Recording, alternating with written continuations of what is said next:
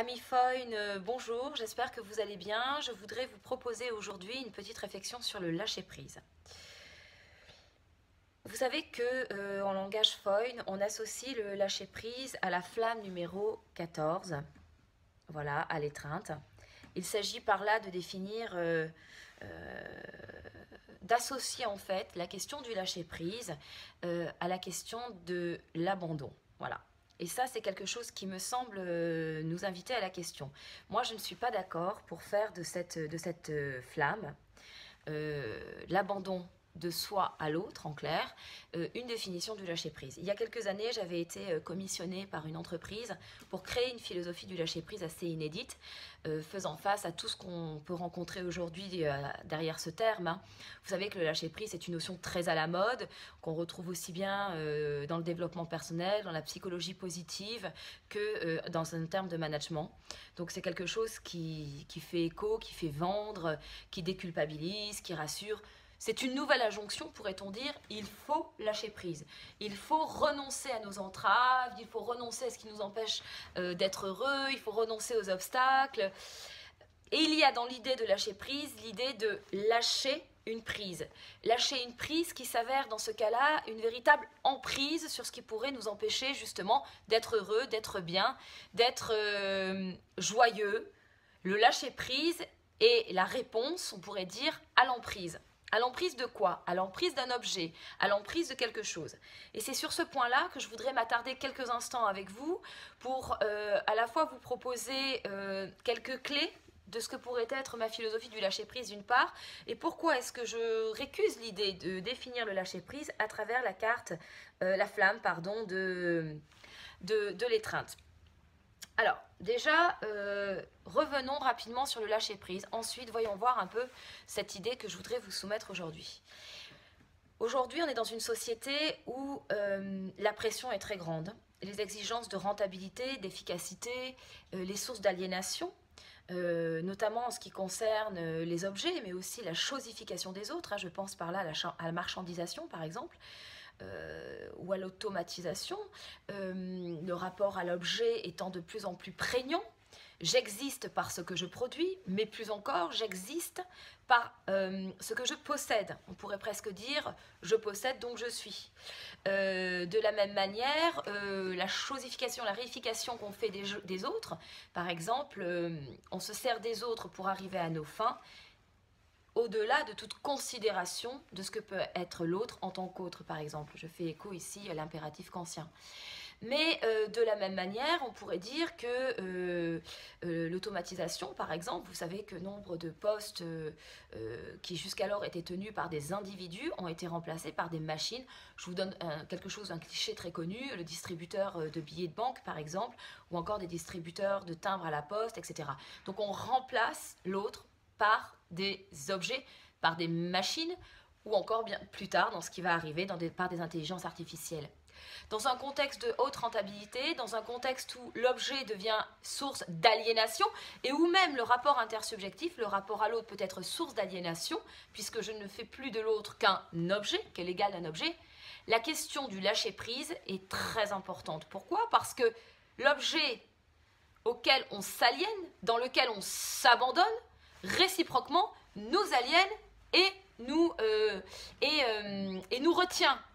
Par exemple, quand je dis que j'existe parce que je possède donc je suis, on peut dire aujourd'hui que, prenons le cas d'une femme qui porte un sac avec un logo inscrit dessus, de marque, prenons le cas de Vuitton par exemple, hein, qui est très emblématique de cela, cette femme va définir son identité par l'objet qu'elle porte. Et force est d'admettre que dans la société, elle sera catégorisée à partir des marques et des objets qu'elle affiche sur elle.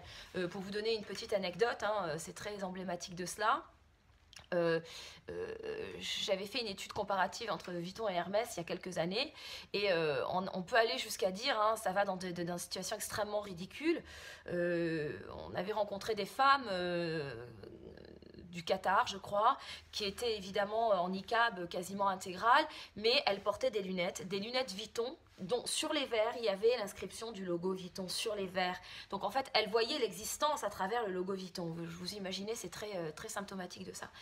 Or, dans ce contexte, l'objet qui aujourd'hui est nécessaire, est utile, et plus encore qu'un objet d'utilité, c'est un objet d'identité. L'objet dans ce cadre-là est aussi, par essence, ce qui nous aliène. D'où la nécessité de retrouver une idée qui est déjà très présente chez les Grecs, l'identité d'un lâcher-prise ou encore de lâcher la prise qui est aussi une emprise.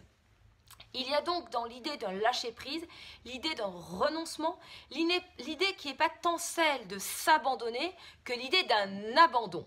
Et ça, c'est très important. C'est sur ce plan-là que je remets en question l'idée de l'étreinte. Pourquoi l'idée de la flamme 14?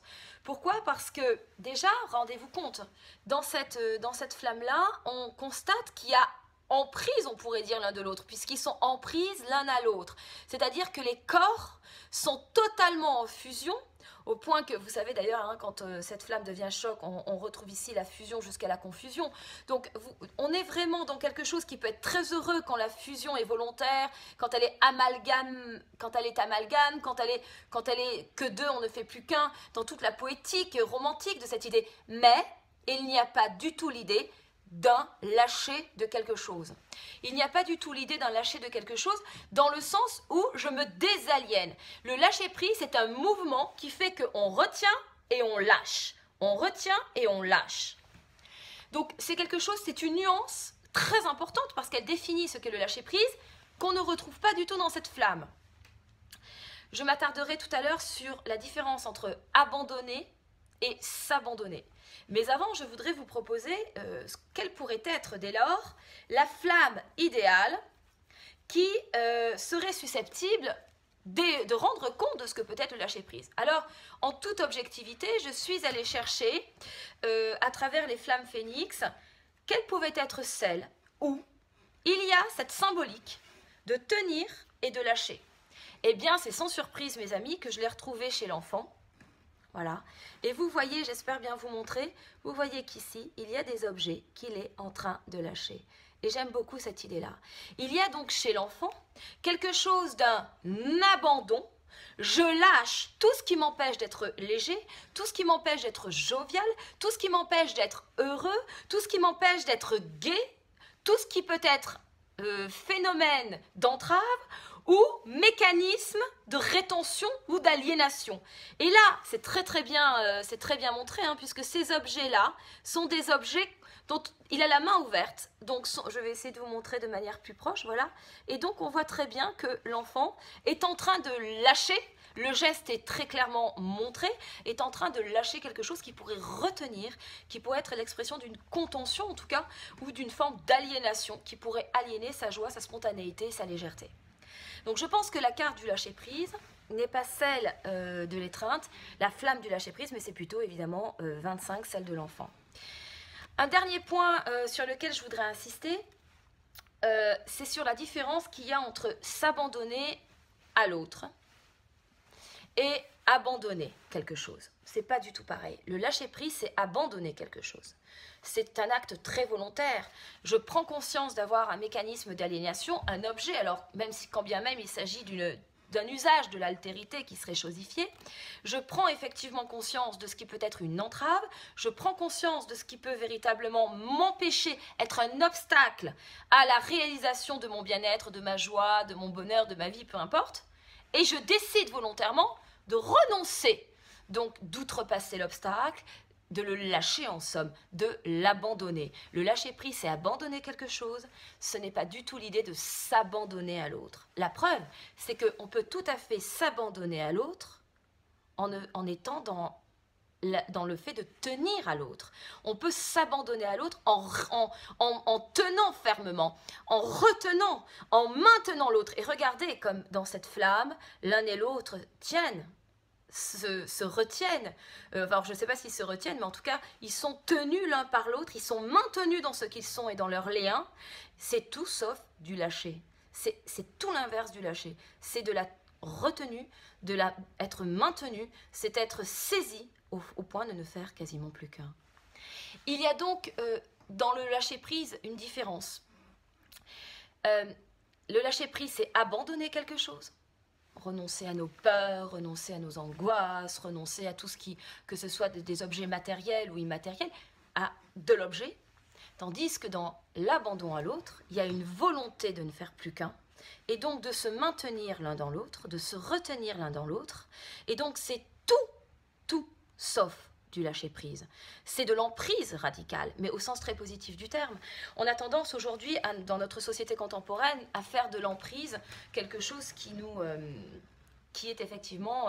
on emploie souvent ce terme, ce vocable d'ailleurs d'emprise pour parler de cette fameuse catégorie de pervers narcissiques, où moi je préfère parler de tyrans, en tout cas de ce que ma grand-mère appelait jadis des tyrans ménagers ou des tyrans domestiques. Donc quand on est dans une relation qui peut être effectivement à caractère perverse, de domination de l'un sur l'autre, on parle de femmes, par exemple, parce que c'est souvent dans ce cas que ça se présente, sous emprise. Ou quand on est dans une situation de la même manière de domination, ou d'influence, quelqu'un qui perd sa liberté, on parle d'une situation d'emprise. Voilà. L'emprise a donc en cela mauvaise presse. Mais s'il s'agit d'amour et de servitude volontaire, pourrait-on dire, c'est-à-dire d'une envie de s'abandonner à l'autre, de ne plus exister totalement soi pour soi, mais de se donner corps et âme jusqu'à l'oubli de soi. On pourrait voir jusqu'à là presque des définitions mystiques. Je pense à l'abnégation d'un cœur pur, notamment chez Maître Eckhart. Si on a envie d'y aller jusqu'à l'abnégation de soi, jusqu'à la soustraction de soi pour n'être plus qu'à l'autre, pour ne former plus qu'un avec l'autre, ce n'est pas du lâcher-prise. C'est comment dire, c'est une soustraction de soi. On ne lâche pas quelque chose, on se donne. C'est pas du tout la même chose. Jusqu'à l'emprise totale, mais volontaire. Pourquoi pas? Pourquoi pas? Il y a nécessairement dans un acte d'amour et dans une fusion de cette nature quelque chose de l'ordre d'une forme d'aliénation. Mais pourrait-on imaginer une existence sans aliénation? Ça n'a rien à voir. Je vous rappelle, mes amis, que la liberté, c'est le pouvoir de choisir ses propres aliénations et non pas le fait d'être totalement désaliéné. Cela n'a pas de sens. En ce sens, l'amour est une forme d'aliénation, mais d'aliénation volontaire, d'aliénation désirée. Donc je suis d'accord pour dire que ici il s'agit d'une carte d'emprise volontaire, et c'est une belle prise, pourrait-on dire, que de s'abandonner l'un à l'autre. Tandis que ce que peut être le lâcher-prise, évidemment pour moi, de toute évidence, c'est l'enfant. Voilà mes amis, je vais terminer là-dessus sur cette petite vidéo. J'adjoindrai un texte que j'ai écrit jadis pour vous donner l'idée de ce que peut être cette petite philosophie du lâcher-prise. Je vais vous en proposer 10 formes, très brèves, hein, sous la forme de recettes, et que je vais traduire en langage Foyn. En quoi peut ressembler cette petite philosophie du lâcher-prise? Premièrement, il s'agit d'oser la vie. C'est pour moi un principe d'audace. Pour lâcher prise, il faut déjà faire le pari du vide, pourrait-on dire, ou de la différence, ou du renoncement. Deuxièmement, c'est l'idée d'abandonner quelque chose, et notamment, alors tout précisément, c'est ce que j'appelle l'abandon du tout contrôle ou de la toute puissance. Troisièmement, c'est le fait de s'accepter. Bah oui, parce que finalement, pour renoncer à toutes ces entraves, quelles qu'elles soient, matérielles ou immatérielles, physiques ou psychiques, il faut accepter d'avoir suffisamment de force pour n'être plus qu'à soi. Voilà, c'est vraiment pas du tout l'idée d'un renoncement de soi, c'est au contraire l'idée de s'accepter soi-même. Se connaître, comment s'accepter sans se connaître? Chercher un bonheur possible et non pas un bonheur absolu, très important contre toute forme de bonheurisme. Cultiver un optimisme réaliste plutôt qu'un positivisme radical, ça c'est très important, on retrouve la carte de l'enfant ici. Se déconnecter de temps en temps, ça veut dire qu'une des formes du lâcher-prise, c'est lâcher avec le temps, une des angoisses majeures de notre société contemporaine. Ça revient à débrancher en clair, hein, au sens littéral, je lâche cette forme d'entrave. Vivre l'instant, alors non pas dans l'idée d'une conscience, d'une pleine conscience, hein. Vous savez que pour certains que je suis anti-pleine conscience, vivre l'instant, ça veut juste dire être dans l'acceptation des moments très heureux, aussi fugitifs et simples que le quotidien peut nous présenter. Réenchanter le quotidien, on peut y voir ici hein, la flamme 19 ou encore 25. Réenchanter le quotidien avec des choses toutes simples, redécouvrir le parfum, redécouvrir un visage, redécouvrir un lieu, redécouvrir un livre, enfin.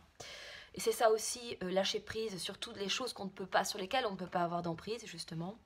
Et enfin, c'est aimer. Mais aimer dans la liberté et l'indéfini que ce terme peut appeler. Voilà, je vous proposerai ça en accompagnement de cette vidéo, ce petit texte que je vous donnerai à la lecture. Et puis, je suis tout à fait ouverte pour vos échanges et vos dialogues et surtout vos contradictions. Voilà, à très bientôt. Au revoir.